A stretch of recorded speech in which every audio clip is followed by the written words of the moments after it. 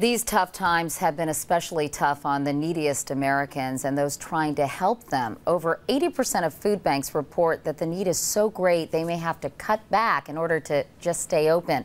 And that's moved others to step in. Seth Doane has the story of a man whose recipe for generosity is helping to feed the other America. It's not easy cooking dinner for 60 in this cramped kitchen. But Luz Munoz and her mother Doris have a lot of practice. They've done it almost every day for 3 years.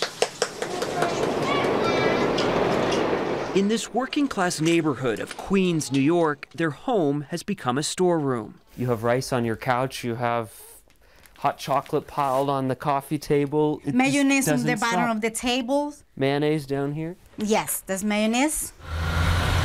This all started when Luz's brother Jorge, a school bus driver, had an idea. These guys on the street got nothing. I have a family, I got my mom, my sister, my nephew. I have a house, I have a truck, I have a job.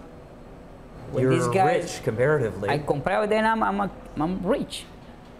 But not really. He makes just about $650 a week and says it's a stretch to pay his own bills. But there's always someone who has it worse. What did you think when Jorge started doing this? So, well, if you want to do it, we're going to help you do it. Right from the beginning, you said you want to help? Yes, right from the beginning.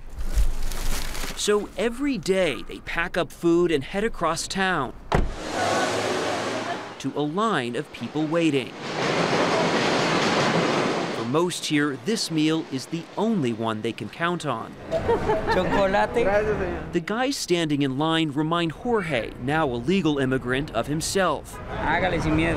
Those who've come for a better life, which is sometimes hard to find. How difficult is it to make enough money to eat on your own? It's very difficult, he says, because I make $40 to $50 a day working in a restaurant, and a meal can cost around $20. Jorge spends about half of his paycheck each week making these meals. But lately, he's gotten help from a local restaurant and other donors. Do you worry about where the money is coming from, where you're going to get the donations, how you're going to keep doing this? Sometimes, yes. Sometimes, but if I'm thinking about that, I'm going to get scared. So I just keep it. If I got food for this tomorrow, and think the next day.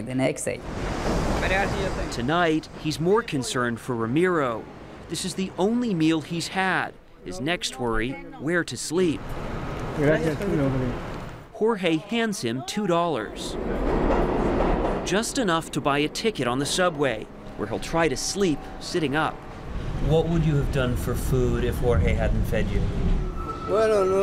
I would have gone to sleep without having eaten anything, he says. And that's why Jorge keeps doing so much, with just a tiny kitchen and a big heart.